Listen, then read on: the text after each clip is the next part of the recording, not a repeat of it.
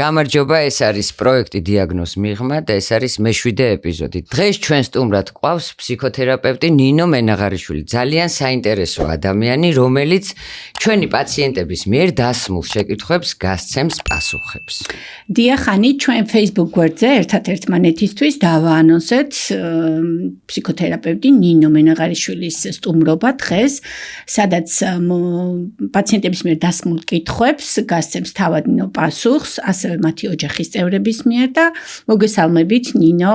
მოგესალმებით ანიკეთი, ძალიან მიხარია რომ ესეთი ტიპის პოდკასტები და საგანმანათლებლო ჩანაწერები თუ ინფორმაცია საშუალება გვაქვს დღეს, იმიტომ რომ თუნდაც პაციენტებისთვის, რომელიც თქვენ გადაცემას უყურებს, ძალიან დიდი მხარდაჭერაა, რადგან ნებისმიერ კითხვაზე შეგვიძლია პასუხი გავცეთ და მენტალური მდგომარეობა ესეთი ადამიანების ძალიან მნიშვნელოვანია და მენტალური მხარდაჭერა, რომ მათ კითხვას ყოველთვის პასუხი ექნება, ესეც ძალიან მნიშვნელოვანია, ამიტომ ძალიან მოხარული ვარ, რომ სხვადასხვა სომატური დაავადებების, ანუ ორგანული დაავადებების მენტალური ჯანმრთელობის ჭრილში განხილვის ინიციატორები ხართ. დიდი მადლობა. ნინო, ჩვენთან შემოვიდა ძალიან ბევრი კითხვა. ჩვენ რა თქმა უნდა ამ უამრავ კითხვას სათითაოდ ვერ დავსვავდით, იმიტომ რომ მართლა ძალიან ბევრი კითხვა შემოვიდა. ამიტომ რაღაცნაირად სეპარაცია გავაკეთეთ. შემოსულია კითხვები სხვადასხვა პროფესიის ადამიანებისგან, მაგალითად სტომატოლოგისგან, არქიტექტორისგან, პედაგოგისგან, ანუ ეს არის სხვადასხვა პროფესიები და ყველას აქვს ერთი კითხვა, ერთი კონკრეტული, რომ როგორ გავუმკლავდეთ ამ დაავადებაც ისე, რომ ჩვენ არ შეგვეშალოს ჩვენ პროფესიულ საქმიანობაში ხელი. ფიზიკურად თუ ვგზნობ თავს კარგად, მენტალურად მაინც გვიჩნდება რაღაცა პრობლემა. და სად გვეხმარება ფსიქოთერაპია? რანაირად გავიდეთ ამ ზღვარს, აი ზუსტად აი იმ რაღაცას, რომ არ იყოს ეს ჩვენთვის შემაფერხებელი, ფიზიკურად ჩვენ ვართ კარგად. ამ ეტაპზე გავდივართ მკურნალობას, დაახლოებით ერთ-ერთი ლეიტმოტივია ყველა კითხვაში, არ გვაქვს ფიზიკური პრობლემები ამ ეტაპზე, იმიტომ რომ ვართ, ვთქვათ, პროგრამაში და გავდივართ მკურნალობას, მაგრამ მენტალურად ვტყდებით, მენტალურად არის ჩვენთვის დამანგრეველი იმის სახმა, რომ ჩვენ ეს დაავადება გვაქვს. და რაში გვეხმარება ფსიქოთერაპევტი? ძალიან ლეგიტიმური კითხვაა და ეს კითხვა ჩნდება ნებისმიერი ქრონიკული დაავადების დიაგნოზის ანონსთან ერთად, იმიტომ რომ ადამიანმა იცის, რომ მისი ცხოვრება ამ მომენტიდან ხდება მანამდე და მერე. და აქედან გამომდინარე, მანამდე რაც ქონდა ოცნებები, ამბიციები, პროექტები ცხოვრებაზე, გონია რომ უნდა შეიცვალოს და სავარაუდოდ შეიცვლება კიდევაც. იმიტომ რომ ამ რაღაც ეტაპზე რომ არა აქვს ადამიანს ჩივილი ფიზიკური, ამაზე არ შფოთავს. ის შფოთავს, რომ იცის დაავადების პროგრესია და იცის, რომ შესაძლებელია მომავალში მე ვერ შევძლო ეს. და ამიტომ დღეს ამას აზრი აქვს თუ არა. ანუ შიში არის ლეგიტიმური. რა თქმა უნდა. შიში არის ლეგიტიმური. მოდი ასე ვთქვათ. შიში არის ლეგიტიმური და ამის უფლება აქვთ. უნდა იცოდნენ, რომ ეს ლეგიტიმური კითხვაა, შიშის შფოთვის და ხელვის უფლება აქვთ და იმის უფლებაც აქვთ, რომ ეჭვი შეეპაროთ მათ მომავალში. თუმცა ერთი ალბათ და ფსიქოლოგიური მხარდაჭერა ამ შემთხვევაში ძალიან მნიშვნელოვანია იმისთვის, რომ ზოგადად გავაანალიზოთ, რომ ჩვენი ცხოვრება, ჩვენი პროფესია არ არის.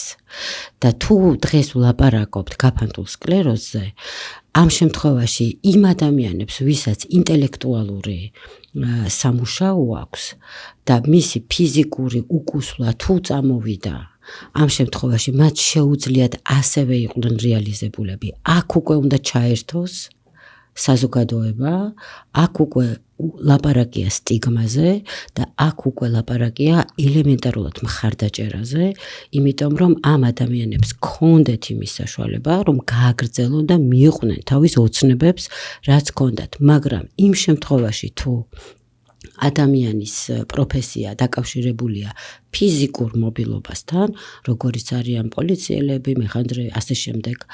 ამ შემთხვევაში ადამიანებმა უნდა იცოდნენ, რომ ისინი არ არიან პროფესია, რომ პროფესია ცვალებადია და რომ თვით კმაყოფილება და თვით რაღაცას მიღწევა არ არის მაინც და მაინც ის, რაც ერთ დღეს ამოირჩიეს.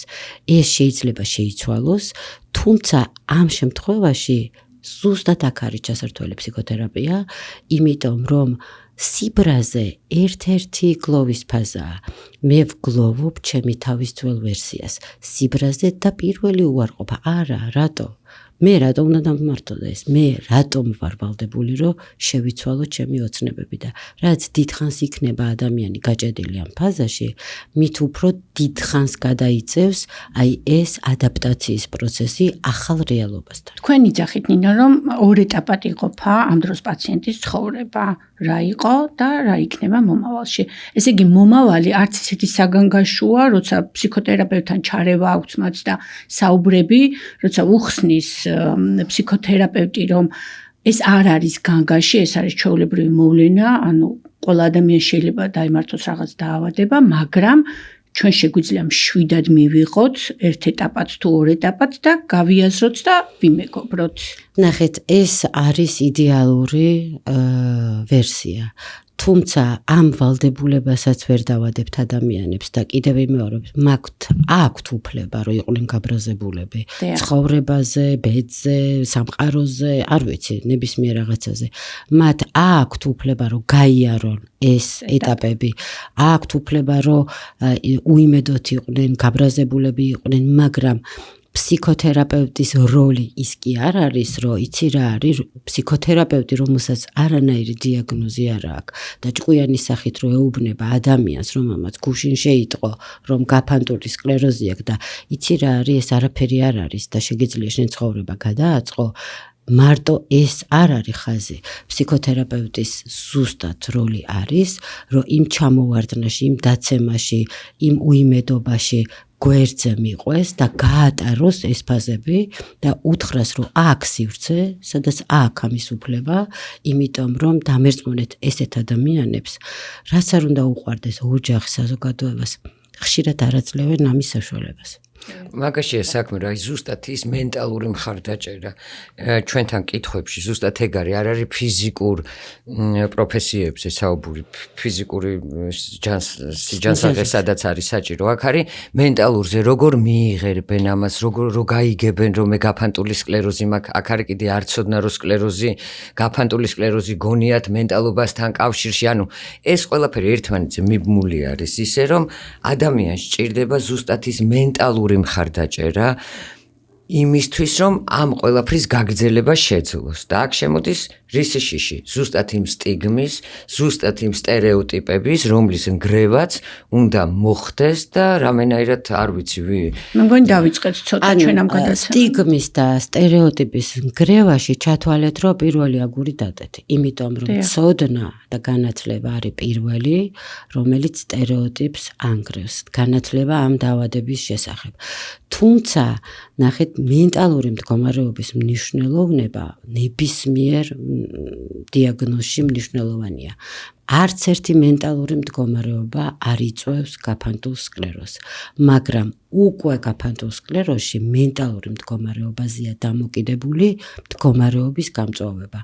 ამიტომ თუ გვინდა, რომ ადამიანი დავზოგოთ ფიზიკურათაც, მენტალურათაც, დაავადების პროგრესის სახით, რა თქმა უნდა, ემოციურად უნდა ვიყოთ მხარდამჭერები, იმიტომ რომ არაუშავს აგერ ხვალ წამალი უფრო უკეთესი იქნება და მე მჯერა რომ იქნება, თუმცა ეს არ არის ამ ადამიანებისთვის დღევანდელი საშუალება. დღევანდელი აი ზუსტად ეს არის, აი ესეთი კითხვა არის ზუსტად აი ეს თვალში მოხდა, ჩემ შემთხვევაში დიაგნოზს თავიდანვე დავუმეგობრდი. თუმცა ყველაზე რთული მაინც ის არის, რომ ახლო გარემოცვამ ბოლომდე ვერ გაიაზრა, რამდენად ნიშნულოვანია ჩემთვის ემოციური მხარდაჭერა. ანუ ადამიანები ამას ითხოვენ, გარემოცვას არ ესმის და ის ალბათ გარემოცვა პირველი ის ზოლი, რომელმაც უნდა მხარდაჭერა და რაღაცნაირი აი ეს მენტალური რა თქმა უნდა, მარტო რომ არ იგრძნო თავი. მე უფრო ესე ვიტყოდი, რომ იმისთვის რომ გარემოცვასაც კონდეს ადეკვატური რეაქცია, ამისთვის უნდა იყოს დიაგნოზის მიწოდების სხვადასხვა ეტაპები. ანუ დიაგნოზი არ შეიძლება თვითონ ადამიანს უთხრა, რომ შენ გაფანტული სკლეროზი გაქვს და ამ დაავადებას მოყვება ეს და მორჩა, იმიტომ რომ თქვენი მსმენელი გონივრულად მიუდგა, დავუმეგობრდი და გავყავი, მაგრამ ჩემი პრობლემა გარემოა, მაგრამ უბრალოდ როდესაც ეუბნებიან, ყველა ვერ ახერხებს დამეგობრებას. რა თქმა უნდა, ვიღაცის მენტალობა ძლიერია, ვიღაცის მყიფია. ან თვითონ დაუმეგობრდა, მაგრამ გარემო ვერ დაუმეგობრდა და ამ ადამიანისთვის ჩვენ სოციალური არსებები ვართ. აუცილებელია გარემოში კონდეს თავისი ადგილი.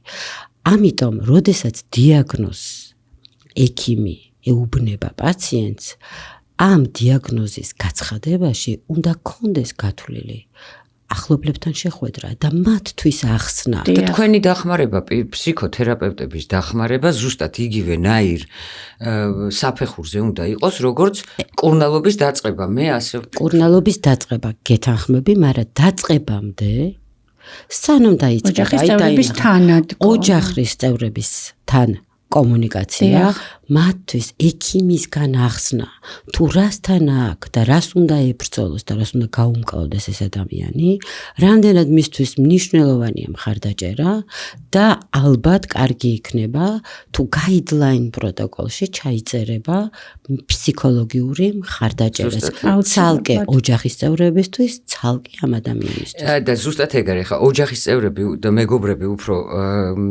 ისეთი ახლო გარემოცვა და ადამიანები, რომლებსაც ეშინიათ, რომ ზუსტად სამუშაო ადგილზე შეექმნებათ პრობლემა. ეხლა მთელ სამსახურს ხო ვერ მოიყვან და ვერ აუხსნი. ერთ თქვათ ადამიანს აქვს დიაგნოზი, არის ჩვენი თანამშრომელი და ამიტომ ყველას უნდა ვასწავლოთ. ეს არის განათლება. მე მგონია, რომ რაღაცნაირად უნდა არ ვიცი, რაღაცა ფორმით უნდა ეს ადამიანები დაცულები იყვნენ, აი ზუსტად არა, დაცულები იყვნენ იმ არასწორი თავდასხმებისგან, რომელიც შეიძლება წამოვიდეს, თქვათ სამსახურის თანამშრომლებისგან, ან დირექტორისგან, ან ხელმძღვანელისგან, რომ ის არ არის სრულყოფილი. ელემენტარულად, აი თუ კი პაციენტი ბოდიშვიხდი, თუ კი პაციენტი დღეს თავს შეუძლოდ გნობს და ვერ მიდის სამსახურში, ეს არ უნდა იყოს რაღაცა სასწაული, რომ აი ვერ მოდის და რაღაცა აი ამ დროსაც ხო რაღაცა მხარდაჭერა უნდა გამოცხადდეს. თუმცა აქ უკვე სხვა პრობლემას ვეხებით და ეს ცდება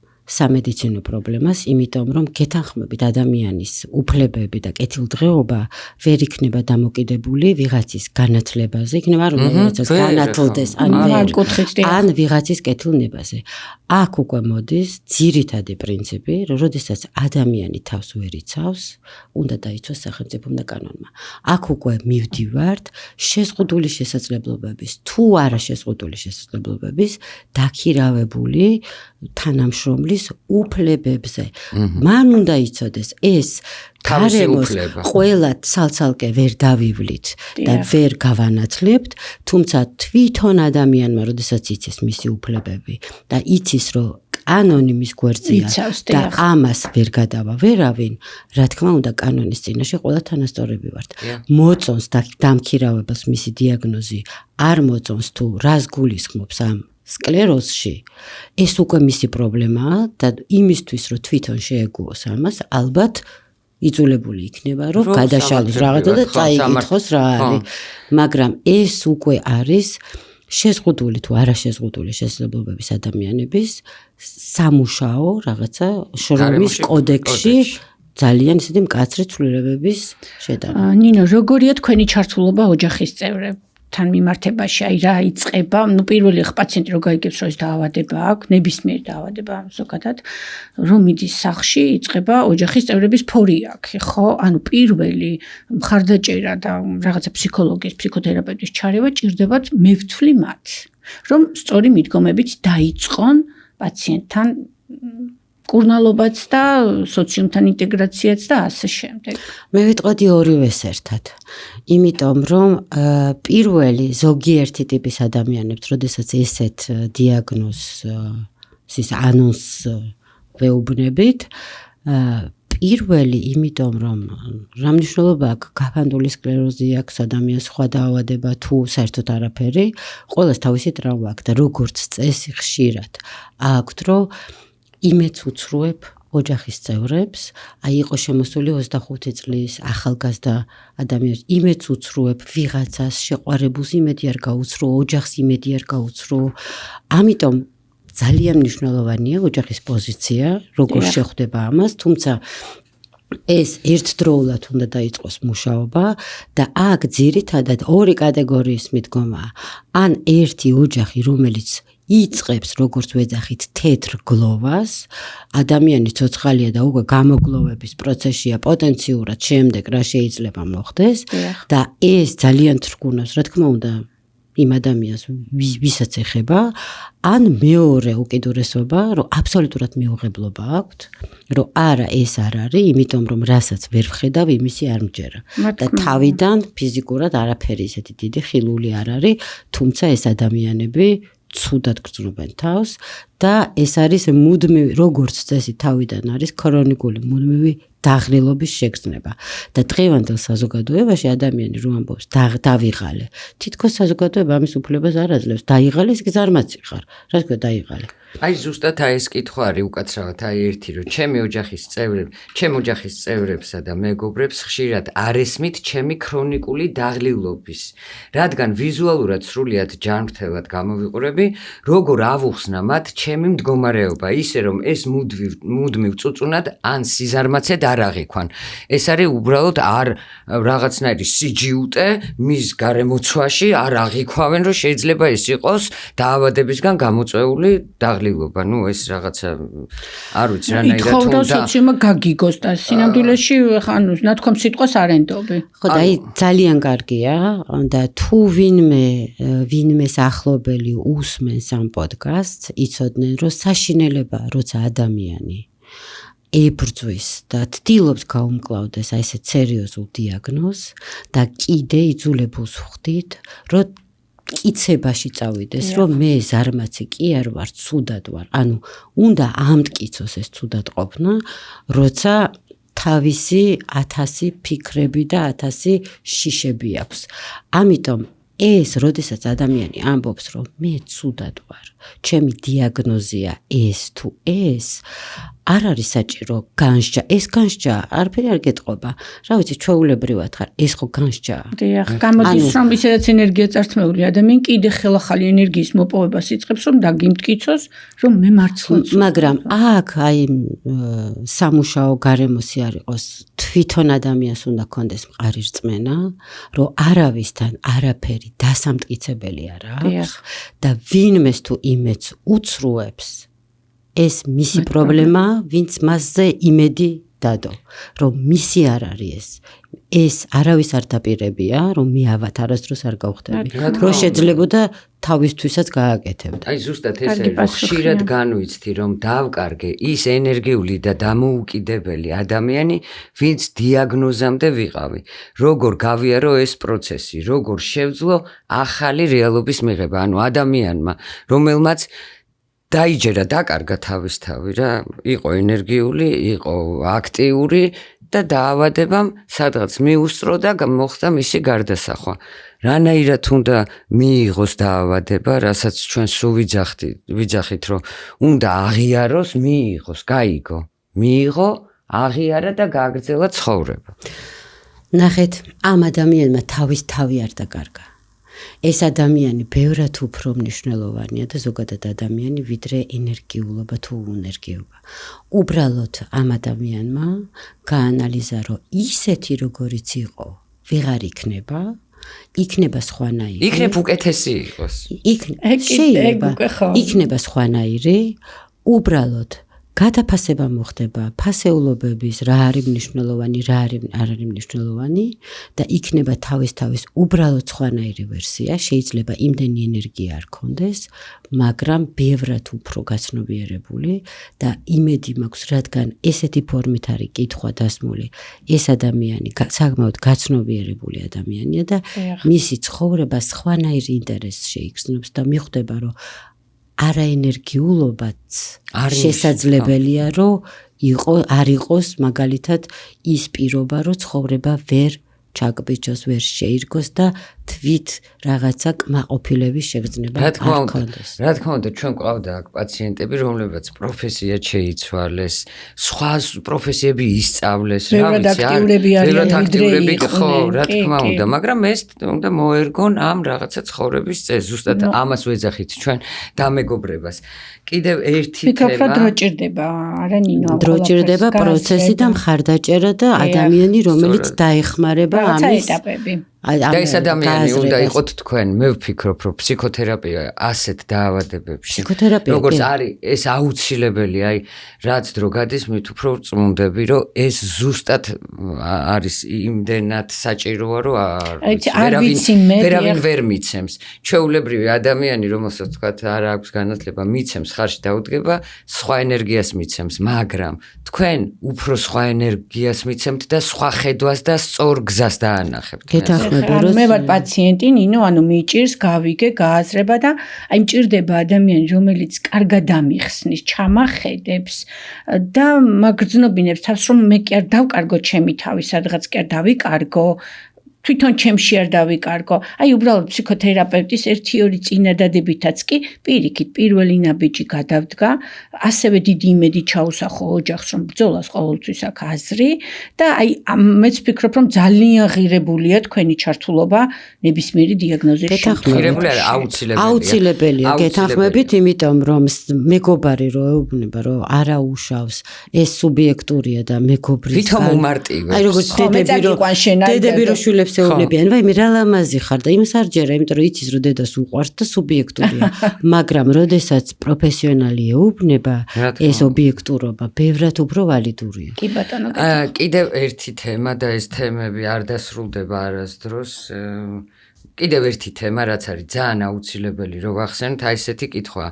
საშინლად მაშინებს ის ფიქრი, რომ დაავადების პროგრესირების შემთხვევაში შესაძლოა ჩემი პარტნიორისთვის ან ოჯახისთვის ფიზიკურ, ემოციურ და ფინანსურ ტვირთად ვიქცე. როგორ გავთავისუფლდე ამ დანაშაულის გრძნობისგან და შევინარჩუნო თვითშეფასება. ეს არის ძალიან მნიშვნელოვანი, იმიტომ რომ ზუსტად ფინანსური ტვირთი, რასაც ადრეც ვიძახდი, რომ ალბათ შეიძლება იმიტომ დამალო, რომ შენ არ იფიქრო, რომ ზიანი არ მიაყენო შენ ოჯახს, იმიტომ რომ ეს ძალიან დიდ თანხებთან იყო დაკავშირებული. სანამ ეს და ის იქნებოდა, ხო, ეს პროგრამა შემოვიდოდა, ადამიანები თვითონ ვინც მკურნალობდნენ, რა ვიცი, ძალიან რთულ ფინანსურ პროცესს შეეჯახნენ და დღეს რო ეს უკვე სრულიად დაფინანსებულია, რომ ეს უბრალოდ აღიარება და დიაგნოზი გჭირდება იმისთვის, რომ საქართველოს მთელს ტერიტორიაზე შენ შეძლო უფასოდ მკურნალობა, მე მგონი ეს ძალიან ბევრ რაღაცას ნიშნავს, მაგრამ აი ამ კითხვაზეც აქაც არის საჭირო თქვენი დახმარება, რომ ეს უნდა სწორად გაიგოს, იმიტომ რომ ფინანსურ დახმარებასთან, იმასთან ტვირთთან ერთად, რომ ფიზიკური და ემოციური ტვირთი გავხდები და დანაშაულის გრძნობა და კლავსო ადამიანი იძახის დანაშაულისო, რატო აქვს დანაშაული? ამ დიაგნოზის გამო, როგორ შეიძლება ადამიანმა იგრძნოს, რომ დანაშაული აქვს? პირიქით, მე ვფიქრობ, რომ რა ვიცი, ეს თქვენი პირდაპირ თქვენი კითხვაა, ამაზე საჭირო. კი, ნამდვილად, იმიტომ რომ ესეთი გასანეიტრალებელი ანტიდოტი არ არსებობს, უბრალოდ მთელი პროცესის მართვის დროს ძალიან მნიშვნელოვანია, რომ ადამიანს აქვს უფლება რომ იშფოთოს და შფოთვა არის მომავლის ირაციონალური შიში, ჯერ არ მომხდარა, მაგრამ სავარაუდოდ ვიცი რომ უნდა მოხდეს და დღეს განვიცდი ის ემოციურად, თითქოს უკვე მოხდა. აი აქედან რომ გამოვიდეს ადამიანი, შფოთვა არ არსებობს ეხლა და ამ წუთას. შფოთვა არის ყოველთვის ან მომავალი, ან წარსული, სინანული წარსულზე, ან რაღაცა დარდი მომავალზე. ამიტომ უნდა გადმოვიყვანოთ თავი ეხლა და ამ წუთას, ეხლა და ამ წუთას ხო არ ვარ ტვირთი. ეხლა და ამ წუთას უფრო მეტი შესაძლებლობა ხომ აქვს რომ რაღაცეები გავაკეთო. ეხლა და ამ წუთას ეს არ იქნება. თუ მომავალში ამას თუ ისიც შეიძლება არ შეეჩეხოს ამას არასდროს. თუ მომავალში ამას შევეჩეხები, მე ვიდარდებ ისე, როგორც ეხლა ვდარდობ. უბრალოდ ამ ადამიანებმა უნდა იცოდნენ, რომ ეხლა ჩვენ ესეთი ჭკვიანი სახით რომ ვლაპარაკობთ და რჩევებს ვაძლევთ, მომავალში ვინ ვისი ტვირთი გახდება, კაციშვილმა არ იცის. ამიტომ რისკობრივად მათ უფრო აქვს ვიდრე სხვას, აი აქედან უნდა გამოვიდნენ. იმიტომ რომ შეირგონ დღევანდელი დღე და უკეთესი ნაბიჯები გადადგან მყარი მომავლისთვის. ძალიან აი ესეთი შემაშფოთებელი კითხვა არის ესეთი ჩემთვის, იმიტომ რომ ძალიან რაღაცა სირთულეებთან არის დაკავშირებული. მე ასე ვფიქრობ, ხშირად საერთოდ არ მაქვს ენერგია და ლოგინიდან ადგომის мотиваცია. მიჭირს იმის გარჩევა, ეს გაფანტული სკლეროზით გამოწვეული ფიზიკური დაღლილობა თუ დეპრესია. როგორ გავარჩიო ისინი ერთმანეთისგან და როგორ დავეხმარო საკუთარ თავს ორივე შემთხვევაში, ანუ ჩემთვის მძიმე კითხვაა ეს. ძალიან ძალიან მნიშვნელოვანი კითხვაა და ამ კითხვის ვინც დაგვისვა ეს კითხვა, ფაქტიურად ძალიან ბევრი ადამიანის კითხვა დასვა. იმიტომ რომ დაღლილობის შეგრძნება, როცა ფსიქიკას უჭერს, სხეულს ითრევს და როცა სხეულს უჭერს, ფსიქიკას ითრევს, ეს განცალკევებული ვერასდროს ვერ იქნება და ზუსტად მაგაზია დღეს მთელი ჩვენი შეხვედრა, რომ რაც არ უნდა დიაგნოზი იყოს ორგანული, იქ რამდენად მნიშვნელოვანია მენტალური მხარდაჭერა. ამ შემთხვევაში უნდა იცოდნენ ადამიანებმა, რომ მაგალითად დეპრესია მარტო დაღლილობის შეგრძნება არ არის. დეპრესია არის მთელი სიმპტომების რაღაცა ერთობლიობა, რომელსაც მივყავართ დიაგნოზის დასმამდე. თუმცა ისიც უნდა იცოდნენ, რომ ამ შემთხვევაში და ესეთი სერიოზული ქრონიკული დიაგნოზის დასმის დროს, როდესაც წინა შემთხვევაში ვლაპარაკობდით, რომ ადამიანმა დაკარგა თავისი ხატი, ძველი, როგორც ხედავდა თავის თავს, ყველანაირი დანაკარგი, მათ შორის საკუთარი ხატიც, იმიჯი არ მინდა ვთქვა, არის დეპრესიოგენული და ამის უფლებაც აქვს. ყველაფრის უფლება აქვს ადამიანს. მაგრამ უნდა თქვენ დაეხმაროთ. აქ მე მგონი თქვენ დახმარება არის პირდაპირ, აქ უკვე დიაგნოზი, ვთქვათ ნევროპათოლოგი ან მკურნალი ექიმი, რა თქმა უნდა იყოს აქტიურად, მაგრამ აქ მე ვფიქრობ, რომ ფსიქოთერაპევტის ასეთ შემთხვევებში ფსიქოთერაპევტის დახმარება ფსიქიატრისაც არის აუცილებელი. არა მარტო, აი მაგიტომ ვთქვი, რომ ეს არის სიმპტომების ერთობლიობა და იმისთვის, რომ ეს გაიმიჯნოს, ამას ჭირდება შეფასება, კონსულტირება, საჭიროების შემთხვევაში მკურნალობის დანიშვნა, იმიტომ რომ თუ ეს მენტალურია და დეპრესიოგენულია და ვეთანხმები, რომ დეპრესიას ქრონიკული დაღლილობაც ახლავს თან, ამას ჩამოანგრევს მკურნალობა და დარჩება ის, რაც ვთქვათ, მხოლოდ გაფანტული სკლეროზის დიაგნოზი შეიძლება მივაწეროთ, მაგრამ ნებისმიერ შემთხვევაში სხვადასხვა მულტიპროფილური მიდგომა ადამიანთან და სხვადასხვა მედიცინის დარგის წარმომადგენლების მობილიზება ერთი ადამიანის გარშემო ყოველთვის მომგებიანია და თუ ადამიანს კითხვა მაინც უჩდება, რომ დეპრესია ხო არ მაქვს, აუცილებლად შესაძლებელია და დასახმარებელი. შესაძლებელია რომ უთხრათ, რომ შესაძლებელია კი დეპრესიული რაღაცა ფონია, მაგრამ ამ ეტაპზე არ გჭირდება წამალი და ფსიქოთერაპია საჭირო. ან ორივე ერთად, ან ერთი მარტო, მაგრამ ეს გასამიჯნია, იმიტომ რომ შეჭიდულობა, აი ესეთი ქრონიკული დიაგნოზის და დეპრესიის შეჭიდულობის რისკი ძალიან მაღალია, რომ ერთად იყოს, იარსებოს ერთად ორმა პათოლოგიამ. პაციენტები ხშირად იძახიან, რომ ეს არის ის დაავადება, რომელთანაც შეიძლება დამეგობრება, მაგრამ თუ შენ ცუდად ანუ გაგიმწვავდა მენტალური პრობლემა, აუცილებლად მიყვება ფიზიკურიც, ანუ მენტალურად თუ დამძიმდი, ფიზიკურათაც მძიმდები. აი როგორ უნდა მოერიონ ამას და როგორ უნდა გაიმიჯნოს ამას უბრალოდ. რასაკვირველია, ანუ როგორც ავღნიშნე, მენტალური პრობლემა არ იწვევს ამ ტიპის დაავადებას, თუმცა მენტალური პრობლემა ამწვავებს ამ ტიპის დაავადებას, იმიტომ რომ მენტალური პრობლემაზე რომ ვლაპარაკობთ, იქ ვლაპარაკობთ სომატიზაციაზე. ფსიქიკა ხშირად სხეულს ალაპარაკებს, როცა უჭერს. აქ ვლაპარაკობთ ქრონიკული ტკივილზე და კიდე სხვა ბევრ პათოლოგიაზე, სადაც შეიძლება რომ ფსიქიკამ სხეული ჩართოს. მით უმეტეს, როდესაც სხეული უკვე ჩართულია და მენტალურად ადამიანი არ გრძნობს თავს, ამ ადამიანებს ჭირდებათ კიდევ უფრო მეტი ენერგია, კიდევ უფრო მეტი ენერგიის მოხმარება, რომ ფიზიკურად იყვნენ ჯანსაღად და ამ ენერგიის მიმცემი არის ფსიქიკა. ფსიქიკა და აი ნახეთ ზუსტად მაგას მივავ ეხლა ერთ კითხვას რომ გარშემო მყოფებისგან ხშირად მესმის რჩევები რომ უბრალოდ პოზიტიურად უნდა ვიფიქრო, ყველაფერი კარგად იქნება და სხვებს ჩემზე უარესი სჭირთ. აი ეს კითხვა არის რომ ხშირად ესეთი შეძახილებია უფრო მაბრაზებს და უფრო მასუსტებს. საშინელებაა. მე მაგალითად გეტყოდით, რომ ესეთი შეძახილები არის საშინელება, იმიტომ რომ ადამიანს თავისი უჭერს, ვის რა უჭერს, შედარებითი ეს არ უნდა იყოს მისთვის, იმიტომ რომ თითქოს მისი ცუდად ყოფნა აღარ არის ვალიდური. იცი რა არის სხვა მეტად ცუდად არის. ამის შედარება წარმოუდგენელია. პოზიტიურად უნდა იფიქრო, როცა ეუბნები.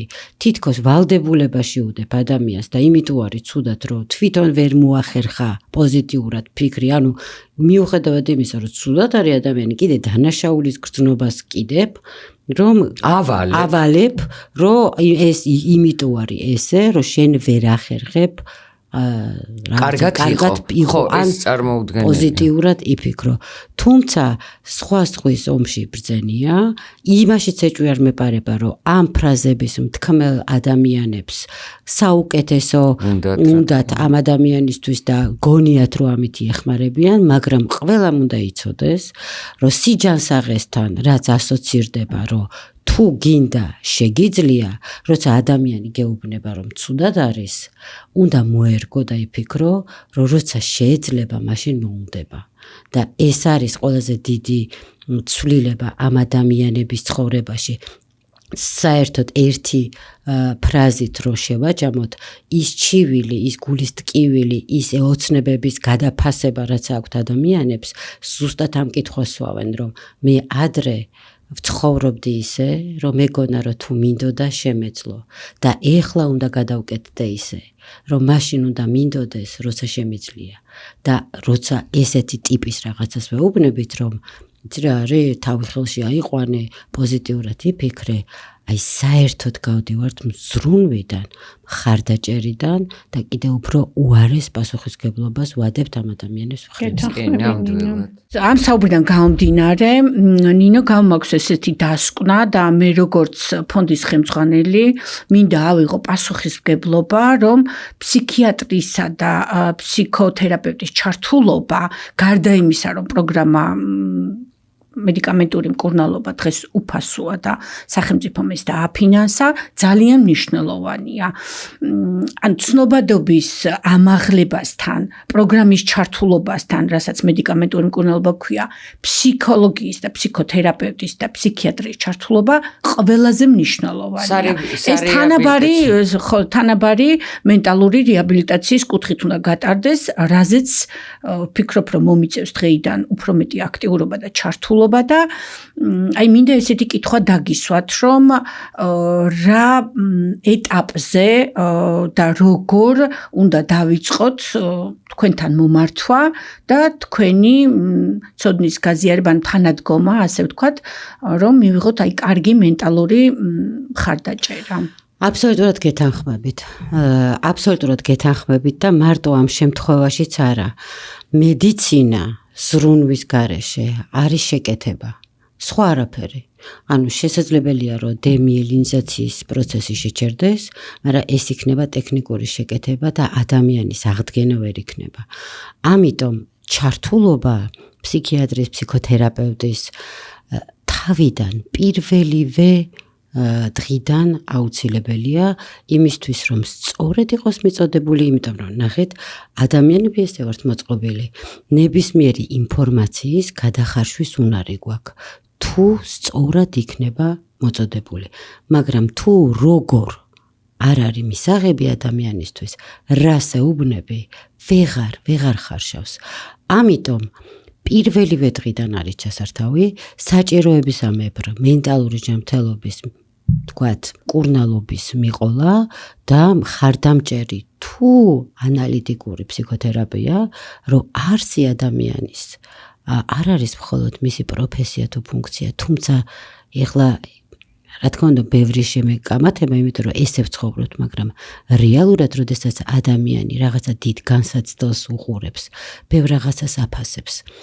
ეს გადაფასების პროცესი, რომ სწორ ადგილას იყოს, ჩათვალეთ, რომ ეს კომპასი, რომელიც უჩვენებდა ჩრდილოეთს და სამხრეთს რაღაცა ნაწილში, კომპასი აირღვა. ახალი ათვლის წერტილი ჭირდება ადამიანს და დამერწმუნეთ ესეთი დიაგნოზით ადამიანები სრულფასოვნად ცხოვრობენ, სრულფასოვნება განსაზღვრულია სხვა კრიტერიუმით უბრალოდ, მაგრამ ესეთ ადამიანებს აქვთ პირადი ცხოვრება, პროფესიული ცხოვრება და ასე შემდეგ. ყველაფერი ის, რაც აქ ადამიანს, რომელსაც არ აქვს ამ ტიპის დაავადება. Ani, როგორც მე დასკვნა გამომაქვს, მომიწევს შესაბამისი სამსახურების ჩართულობა ამ ყველაფერთან, ამ უფასო პროგრამასთან ერთად, რომ ჩვენმა ფონდის წევრებმა, ბენეფიციარებმა ბევრად უფრო მარტივად მიიღონ, გაიაზრონ, გადაიტანონ ეს და იმეგობრონ, უფრო მარტივად იმეგობრონ, გაუადვილოთ ყოველდღიურობა. რა თქმა უნდა, ქეთი შენ გაქვს დღეიდან ახალი საქმე როგორც ჩანს, რომ ეს ყველაფერი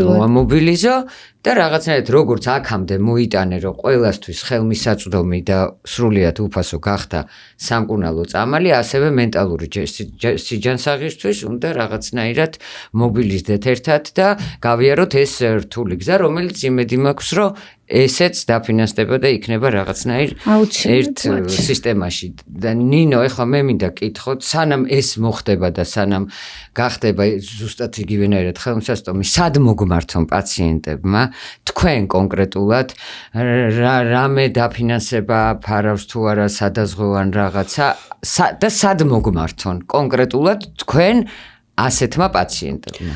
მენტალური ჯანმრთელობის ამბულატორიული სერვისების დაფინანსება ყოველთვის და ეხლაც ძალიან გაძნელებულია დღევანდელ რეალობაში. თუმცა თუ ადამიანებს აქვთ სურვილი, რომ მე მომმართონ და ჩემ ცენტრში, მაგრამ არანაირი არავის ვალდებულება არ აქვს, იმიტომ რომ არჩევანი ძალიან დიდია, მაგრამ იმ შემთხვევაში თუ უნდათ, რომ ჩემ და ჩემ ცენტრში მოვიდნენ, ეს არის ვერაზე, ბაქრაძის 9 ნომერში, პომელის ცენტრი, მაგრამ თუ იმ შემთხვევაში თუ ადამიანებს მენტალური პრობლემის გამო ბევრად უფრო ცუდად არიან, ვეღარ ხედავენ მომავალს, ძალიან იმოქმედა ამ დიაგნოზმა, ამ შემთხვევაში წყნეთშიც გვაქვს მენტალური ჯანმრთელობის კლინიკა და შეუძლიათ იქ ამოვიდნენ, როგორც რა ქვია იგივე პომელის ცენტრი? არა, პომელის არ არის, წყნეთში არის კლინიკა სანამენტე,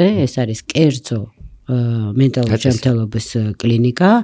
ამ ეტაპზე უბრალოდ რომ იცოდნენ, რომ ეს არსებობს, სანამ მწვავე პერიოდს გადაივლიან, რომ იყვნენ დაცულ მდგომარეობაში, დაენიშნოთ მკურნალობა თუ საჭიროა, თუ მხარდაჭერა, იქ ფსიქოთერაპევტებიც არიან, აქ უკვე თუ დაფინანსებაზეა ლაპარაკი, აქ რადგანაც სანამენტე შედარებით ახალია, აქ ძალიან ინტენსიური მოლაპარაკებები არის, რომ რაიმე შეღავათი მაინც გქონდეთ ადამიანებს და თუ კი რაღაცა სიახლე იქნება, აუცილებლად გაგაგებინებთ, მაგრამ ამ ეტაპზე სანამეტე რჩება კერძო დაწესებულებად. მადლობა ძალიან დიდი საინტერესო საუბრისთვის. ძალიან დიდი მადლობა. მე ვფიქრობ, რომ ეს ჩვენი საუბარი იქნება ზუსტად ის ახალი ერთი ნაბიჯი. რაღაცა ნაბიჯი, რომელიც ჩვენ კიდევ უნდა გავიაროთ და ჯერ დასაწყისში ვართ გზის. ძალიან დიდი მადლობა. მეც ჩემი მხრიდან ძალიან დიდ მადლობას გიხდეთ მოწვევისთვის და ყოველთვის მომხრე ვარ სტიგმის მოხსნისთვის, საუბრები იყოს, განათლება იყოს, ადამიანებმა იცოდნენ ესა თუ ის დაავადება რას მოიცავს და ერთი მნიშვნელოვანი რაღაცა თუ შეიძლება რომ თქვენი აი ამ ეთერიდან გაჟღერდეს არის ის რომ იცხოვრეთ დღევანდელი დღით არ შეგაშინოთ ხვალინდელმა დღემ იმიტომ რომ არავინ არ იცის ეს არის ჩვენი ილუზია რომ რაღაცას ვაკონტროლებთ მაგრამ სინამდვილეში წარმოდგენა არ გვაქვს ხვალ რა იქნება ამიტომ იცხოვრეთ დღევანდელი დღით და ადამიანებმა რომლებსაც იციან რომ პოტენციურად უფრო დიდი რისკი აქვთ რომ ხვალინდელი დღის ხარისხი უფრო ნაკლები იყოს ვიდრე დღევანდელის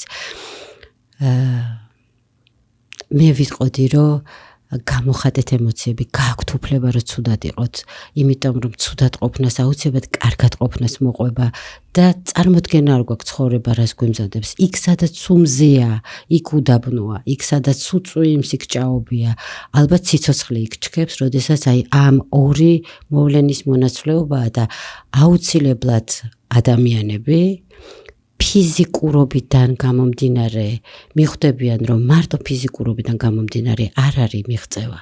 როდესაც მენტალურად კარგად ვართ, აი ეს არის რეალურად მიღწევა, იმიტომ რომ რაღაც ასაკის მერე ყველა ვხვდებით, რომ ჩვენი ცხოვრების მიზანი არის მიღწევა, შემდგრობა, მაგრამ მერე და მით უმეტეს ადამიანებს, რომლებსაც დიაგნოზი აქვს, ვხვდებით, რომ პროფესიული შემდგრობა არაფერი არ არის, ფინანსურად კიდე უფრო ნაკლები რაღაცა არის და მერე უკვე ათვლის წერტილი არის რომ შევდგეთ როგორც ადამიანები და გაფანტური სკლეროზი დამეჯერეთ არავის არ შეუშლის ხელს რომ შედგეს როგორც ადამიანი